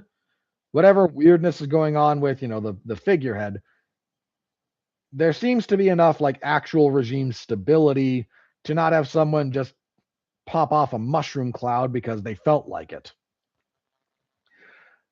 Iran was trying to do, the Iranian government was trying to do something similar by saying, look, we've got all this stuff and we've got all these neighbors.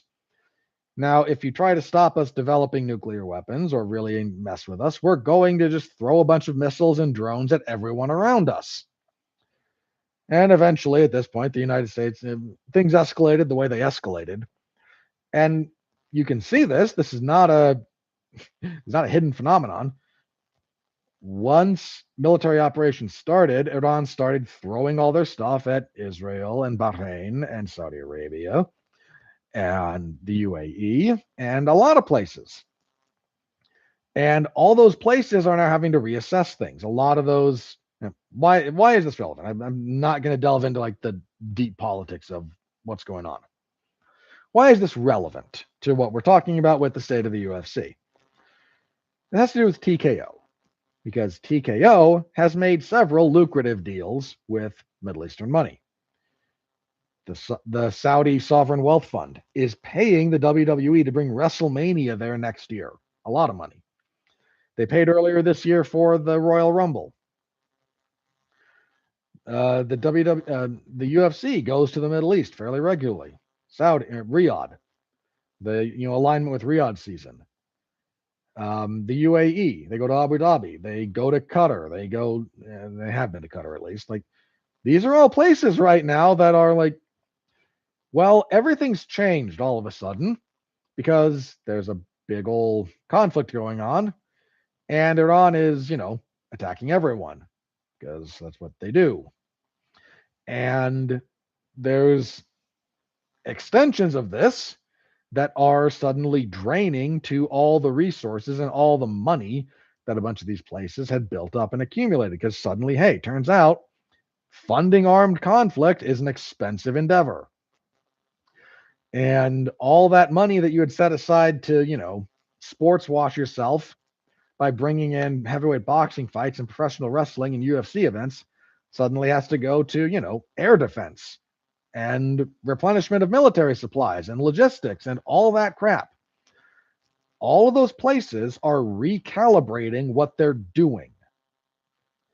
And that may go sideways for a lot of places in combat sports. What does this mean for Riyadh season as far as like their willingness to invest in boxing? If you actually have to look at a balance sheet all of a sudden and go, why are we spending $15 million on Conor Benn and you're Turkey Al Sheikh, and you've got to go, you got to justify that suddenly instead of it being, well, look, I like boxing and Riyadh season gets to be all over some of this stuff, and it's not a bad expenditure of money. We've got so much. Suddenly, $15 million to your giant budget when you're sitting on a ton of oil money and everything's kind of going smoothly is not a big deal.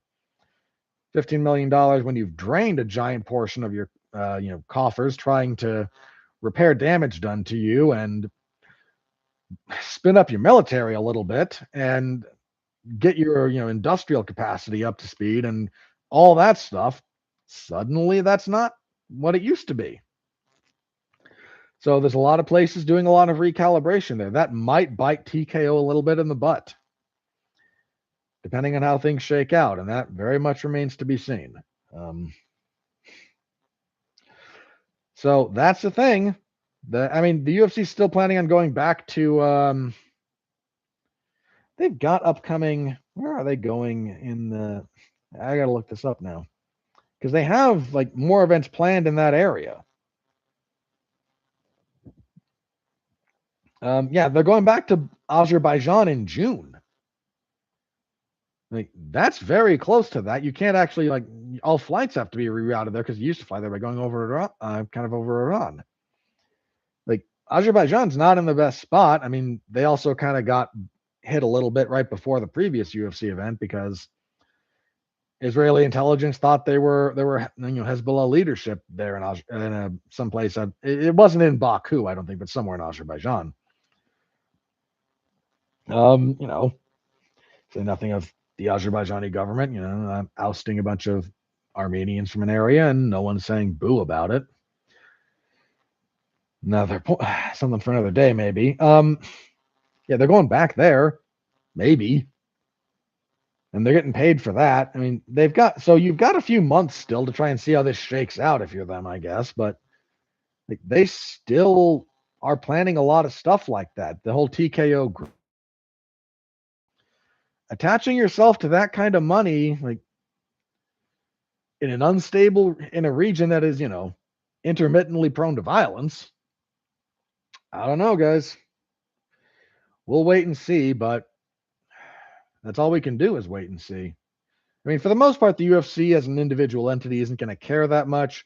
As long as they put on their number of events, they're going to get at least $1 billion from Paramount, to say nothing of, anything else they're doing. So who the heck knows? But somehow, like that winds up being a very relevant thing to figure out what's going on with the UFC.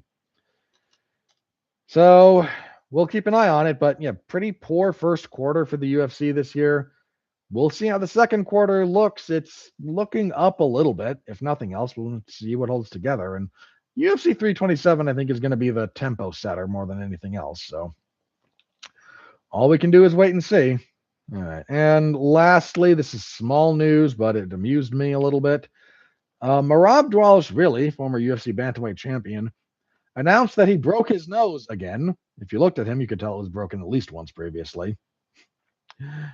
Pretty badly broke it, and he's not having surgery to fix it. He doesn't think he needs it, and if he can still breathe through it, then if his nose is all over the place, if he can still breathe, then you know what? That's his call. He doesn't want to be out as long as the surgery would take, I guess. I don't know. That's a whole thing apparently. So yeah, something to be on the lookout for Merab. He's still crazy. I said that with love.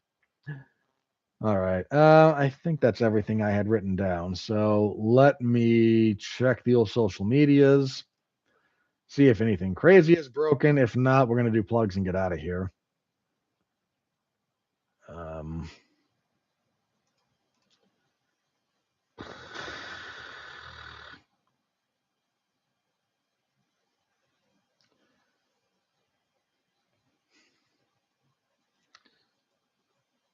Yeah, I don't think I have anything new here.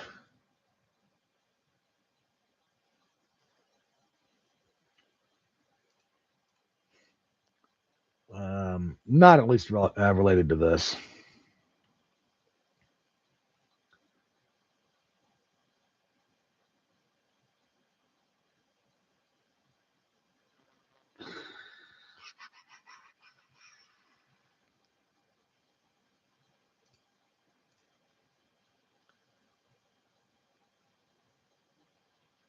Yeah, I think we're just going to do plugs and get out of here.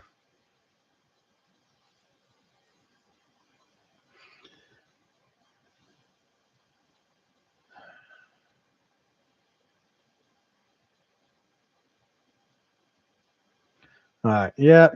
All right. Oh, close you. Don't need you. Okay. We're going to do plugs. So, you don't need to see me just scrolling aimlessly trying to figure a few things out. All right.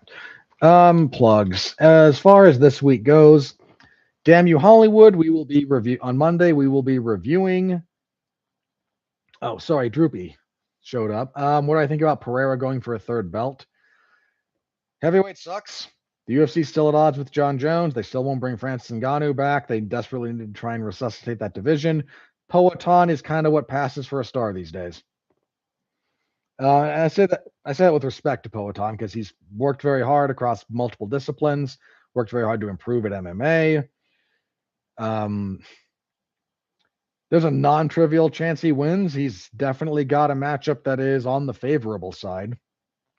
When it's all said and done. For you, Pereira is your GOAT. You could do worse. I don't think Pereira has the best body of work in MMA, but Pereira has more than a lot of people correctly identified very, very big fights, very, very opportune fights, and gone after them very aggressively. So he's not quite going to get the John Jones fight because any number of reasons. I didn't even want to talk about John Jones on a road, getting into a road rage incident this week, but he did because John Jones.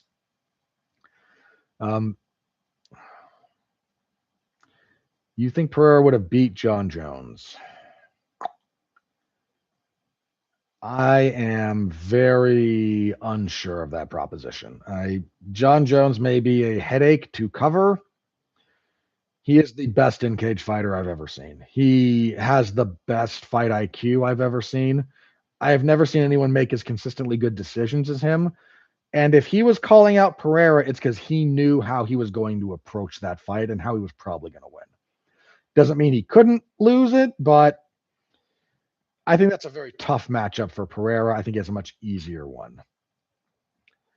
Today he beats him. You can make that argument. I definitely don't think the contemporary version of John Jones is the best version.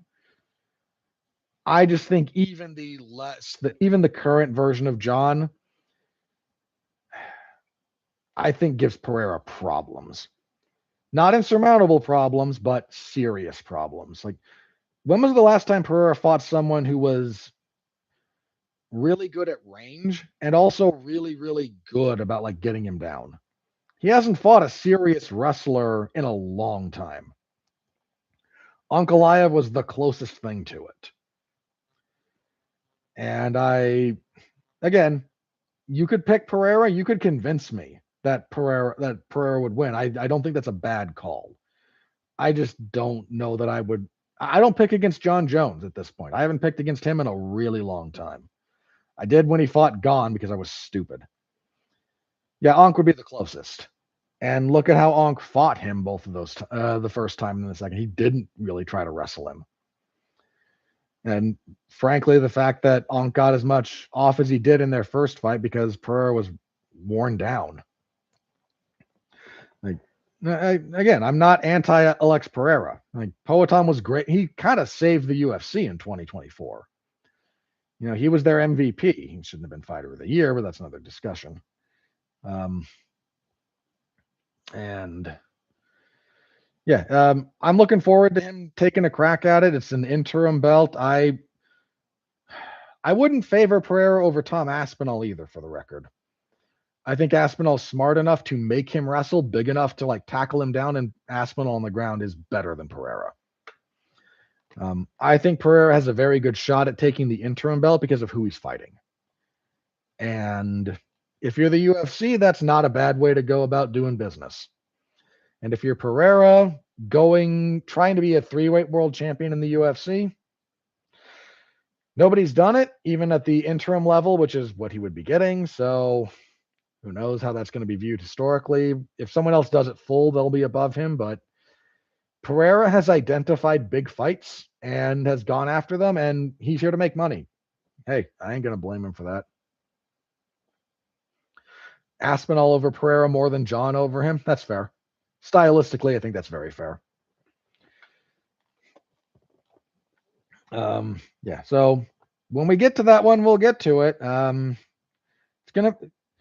gonna be a fairly big fight. Pereira, again, he's kind of what the UFC has as far as star power goes these days. So that'll be a pretty big thing when we actually get to it. So yeah, that's one of the fights to look forward to. All right. Yeah, again, that's kind of where we are at the moment. I'm going to wrap it up here because it is technically very early in the morning for me. So thank you to Droopy for hanging out. Thank you to everyone else who's been in and out. Thank you to anyone watching after the fact. I know people do. Any way you can interact with the product if you think it deserves it is appreciated. I will be back here. So again, as far as plugs go, I am this weekend. You're coming in at the end of the show. I've been going for almost 2 hours, and I talked about that. If you want to use the timing bar, my 327 preview starts at 48:30. If you want to back up and watch that, you can get my whole thoughts on that one. Short thing right now, I slightly favor Yuri, but he's going to walk into a lot of punches from Olberg, and that could go bad for him. I need to see a couple of things about Olberg specifically against guys who fight sort of the way that Yuri fights. It is the short version of that. I go into a little bit more detail back then. But yeah, you can listen to the whole thing there.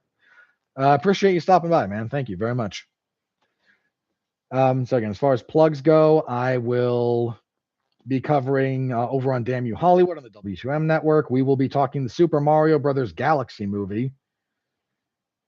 I have very little positive to say about that, but we'll see. Come by for the full review. That's going to be me, Mark, Alexis, and Zach. We're going to have a good time. We'll talk about it. I think that's my only other podcast this week. I know I have a few others coming up later. Nope. Thursday. Right. Thursday at 7, I have an on trial with Mark. We will be talking Bulworth because Mark found out I have never seen that and decided the notion of me experiencing that for the first time was just funny to him. So Mark and I will talk Bulworth. That'll be a thing. The regular spate of coverage, of course, this coming week. Friday, WWE SmackDown. This is the Friday before WrestleMania. Not been the good last few weeks leading into WrestleMania. 2 weeks ago was one of the worst SmackDowns ever. This most recent one got a lower rating because people were still, I think, sour after the last one. This last week was not exactly great or even good, but it was better than the borderline dumpster fire from before that. Good grief, that one sucked. But they're struggling to get momentum. Just what it is. So this will be their go-home show for WrestleMania, then WrestleMania Saturday, Sunday. I will be covering UFC 327 on Saturday instead of watching WrestleMania, which I will check out a little bit later because I'm going to be talking about it with Mark not too long after that. And then Sunday, back here to review 327, and we will preview the Burns and Malott card, right? Gotta check. 18th, yeah. We will preview UFC Fight Night 273. Back in Canada, Burns versus Malott. What's good on that card? The main event is okay. Phillips and Jordan will be fun. Don't care about Nalo and Herbert. Bozier and Simon, probably not. There's a few of these people I need to look up a little bit. Yeah, it's not a very good card. It's not quite as bad on paper as this most recent one, but it's not great. Yeah, Robert Valentin's on it. They're desperately trying to get that guy a win. You got Melissa Croden and Daria Zlezniakova. Like, no. It's not a very strong card. Don't know what else to tell you. We'll preview it next week, though. So come back. We'll see. Maybe my opinion will change when I look a little bit deeper into it. Until then, that's going to be it for me, everybody. So thank you very, very much for any and all participation. I do these again around 2 a.m. Eastern Standard Time, Monday morning, technically. That's just when the timing works out for me these days. So I disturb my family as little as possible. So if you want to stop by live, that's about when it is. If you're watching after the fact, thank you very much. I'm happy with you doing it either way. So throw a like my way, comment, subscribe, turn on the bell if you want notifications, which I don't know why YouTube cares about, but they do. And yeah, I will see you all next week. Until then, thank you again. I say that a lot because I mean it. Stay safe out there as always and continue to be well, be safe, and behave. See ya.